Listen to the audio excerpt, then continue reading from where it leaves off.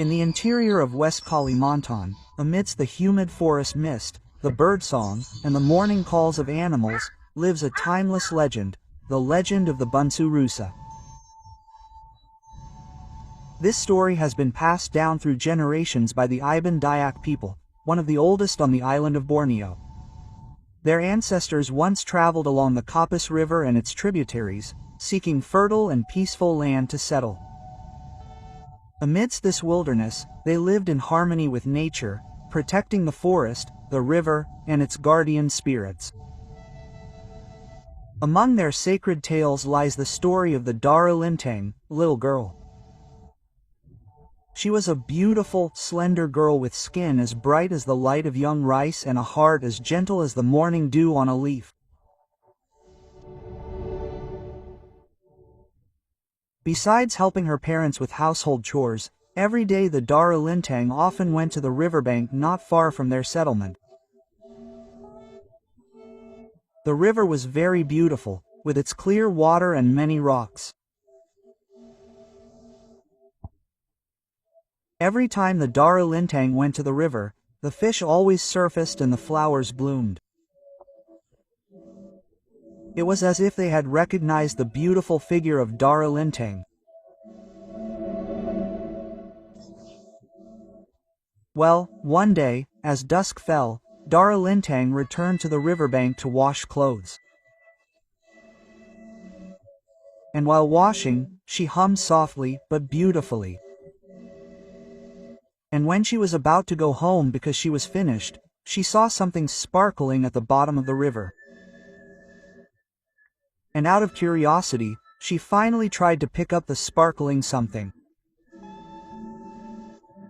And after she picked it up, it turned out to be a very beautiful gemstone ring. And without thinking twice, she immediately slipped the ring on her ring finger.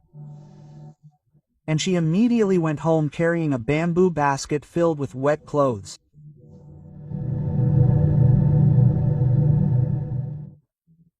When the day was approaching night and when Dara Lintang fell asleep, she had a very strange dream.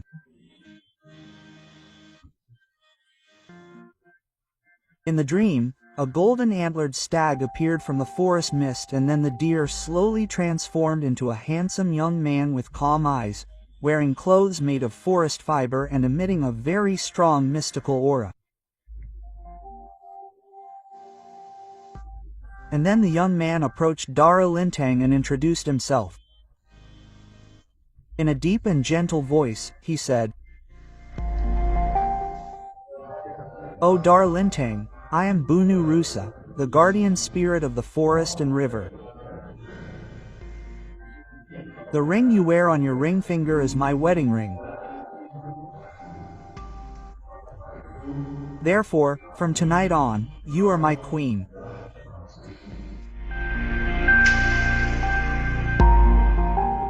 Since that night, Dara Lintang changed. Her body was at home, but her soul seemed to be a fisherman far away. She often pondered on the banks of the river and forest. Her eyes were empty, her lips whispered a name that no one understood. So that made Darantang's parents and the villagers began to worry. They believed that the forest spirit had taken Dara Lintang's soul. Her anxious parents finally called an old Manang, a healer and intermediary between humans and the spirit world. In the ceremony held in the longhouse, incense smoke filled the air. A small gong was struck slowly. The sound of mantras was chanted repeatedly as if opening a path between the real world and the supernatural world. The Manang summoned the ancestral spirits and ordered Bunsu to come. And suddenly from Dara Lintang's mouth came a voice that was not her own. The voice sounded heavy, echoing, and full of authority. "She is mine. The ring is a sign of our marriage bond and becomes a bridge between two worlds."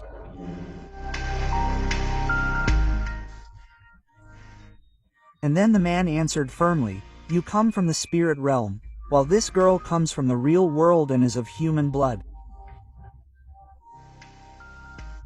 Let your love be a legend, not a snare that binds souls. And inner struggle ensued.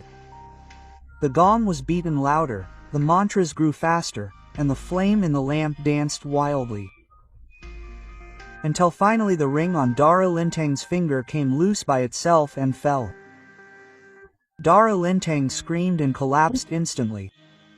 At that moment, the spirit that bound her was broken.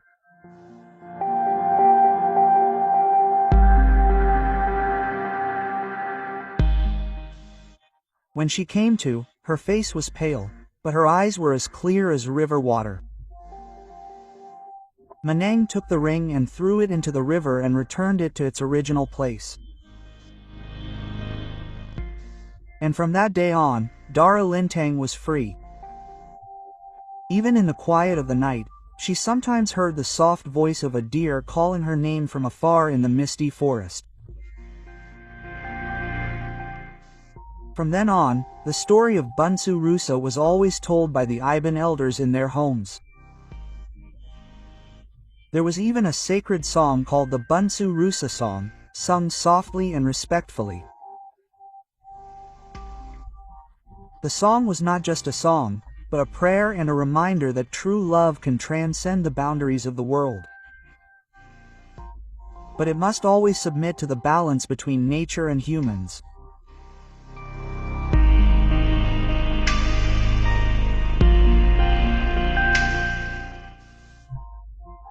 That's the legend of Bunsu Rusa, a love story between a forest guardian spirit and a human girl that lives on in the hearts of the Iban Dayak people to this day. It serves as a message that every beauty in nature is guarded by a spirit, and that we, as humans, must also protect it.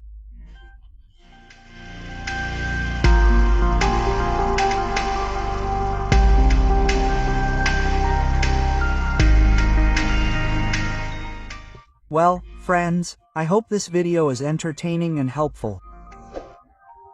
Don't forget to subscribe to this channel so you don't miss out on the latest videos and other helpful content.